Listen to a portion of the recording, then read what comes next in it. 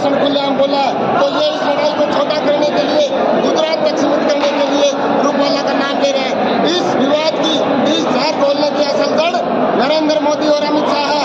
हरियाणा ही नहीं, पूरे हिंदुस्तान का राजपूत समाज अब इनकी साजिश और षड्यंत्र समझ चुका है। पूरे हिंदुस्तान में इनका विरोध होगा। जैसे गुजरात, राजस्थान और उत्तर प्रदेश में हुआ, वो आग अब हरियाणा में पहुंच चुकी है। हरियाणा में अभी चुनाव के बहुत दिन है।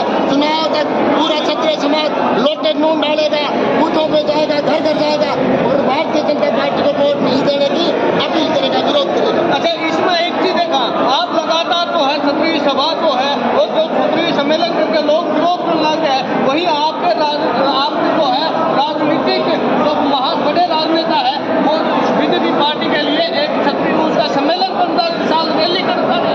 देखो, अभी तक तो 76 सालों से ये प्रयोग होता है कि राजपूत समाज सड़कों पर विरोध करता है और समाज के नेतृत्व करने वाले लोग ऑफिसों में, कार्यालयों में पार्टी के बड़े बड़े पदाधिकारी बढ़ के उनसे बातें करते रहे, उन आंदोलन को डैमेज कंट्रोल करने की कोशिशें करते रहे या सामाजिक आंदोलनों को मैनेज करने या दबाने की कोशिश करते रहे।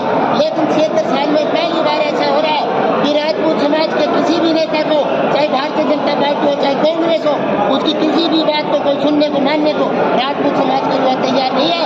यहाँ की राजपूत समाज के युवा ने कह दिया, हमारे यहाँ हरियाणा में साप्ताहिक नेता आते हैं, साप्ताहिक मतलब 7 दिन पहले, चाहे वो राजनाथ सिंह हो, चाहे गजेंद्र सिंह शेखावत हो, चाहे बाबा आदित्यनाथ हो, किसी को भी यहाँ का क्षत्रिय समाज सुनेगा नहीं, समर्थन नहीं करेगा, बल्कि उसका विरोध करेगा। आने से पहले वो ये वीडियो, ये चैनल युवाओं के सड़कों पे आंदोलन, उसको होमवर्क करके आए। तो फिलहाल देखने लग रहे हो इस टाइम जो है विवादित आवाज और लाइव सुन रहे थे, और जहाँ पर राजपूत समाज जो है शपथ ली गई है और वहीं पे कड़ा विरोध दर्ज किया गया है। बीजेपी सरकार के खिलाफ एक बड़ा रूप अपना लिया है राजपूत समाज में। आने वाले चुनाव के अंदर आप देख सकते हो एक करारा झटका भी लाग सका है।